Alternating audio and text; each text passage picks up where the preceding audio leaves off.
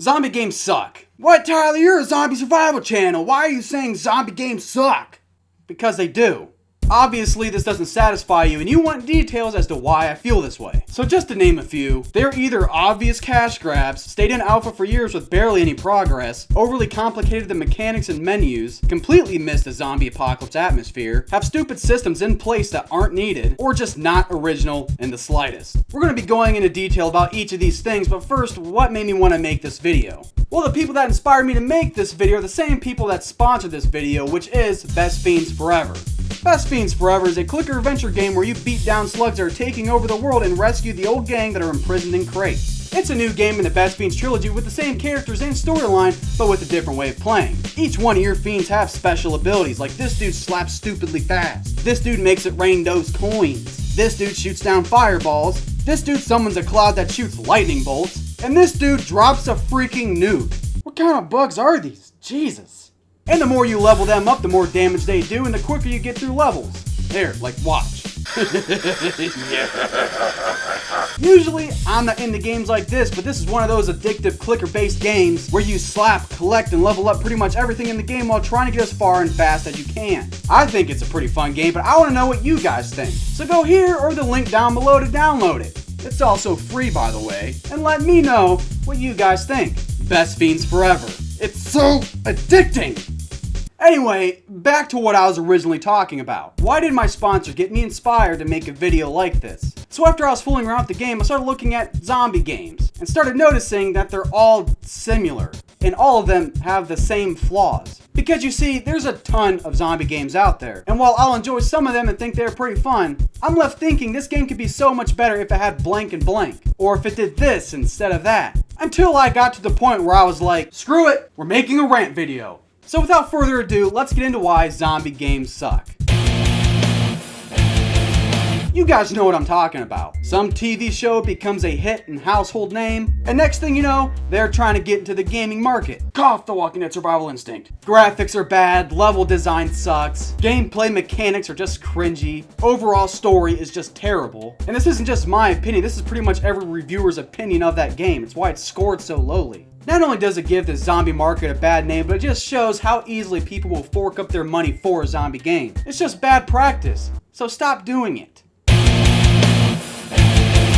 There's nothing I hate more than for a zombie game to build up all this hype just to stay in alpha forever. You probably guess what I'm talking about. Looking at you, DayZ.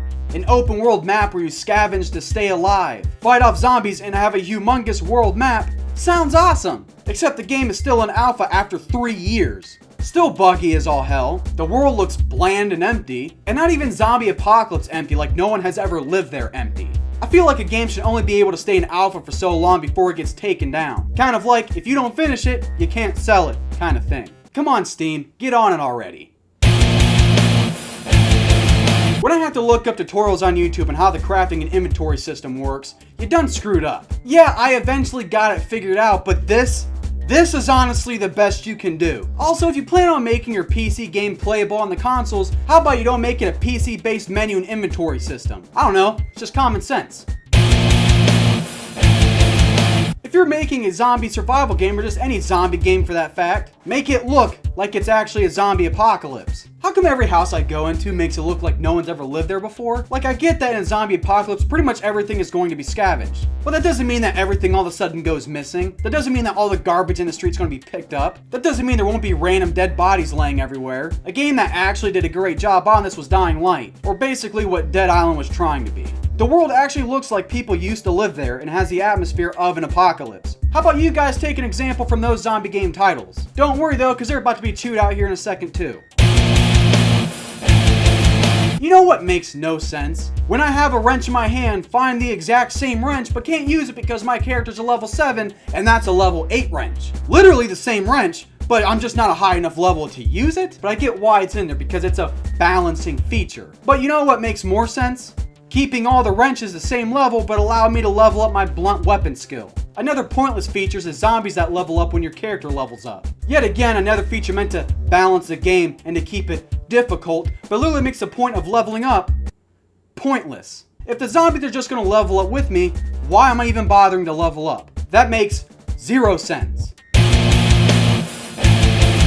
Ever Ever since the success of Left 4 Dead, other developers took note and started recreating the idea. What am I talking about? Mutated zombies. Zombies that vomit on you, impairing your vision. Zombies that are super buff and strong. Zombies that scream and alert other zombies. We've seen it a million times. You guys literally can't come up with anything unique anymore. Mutated zombies is the laziest route to making your game fun and difficult. And honestly, it only worked once, so stop doing it. Why is it lazy? Hey, this level's too easy. What can we do to make it more difficult? I don't know, just put 5 tanks in it. Here's an idea. Instead of putting special zombies in the game, just leave them all as normal zombies and actually focus on making your gameplay innovative to make it more difficult. And the proof that your gameplay isn't innovative at all is the fact that your missions are so mundane. All zombie games have the same formula in missions. Go here, get this, come back. And don't even get me started on the storylines either. If you're going to make a story for a zombie game, how about not making it about a cure? Almost every zombie game or movie focuses their story on this for some reason. Like, I get it, people are going to think about a cure if a zombie apocalypse would happen,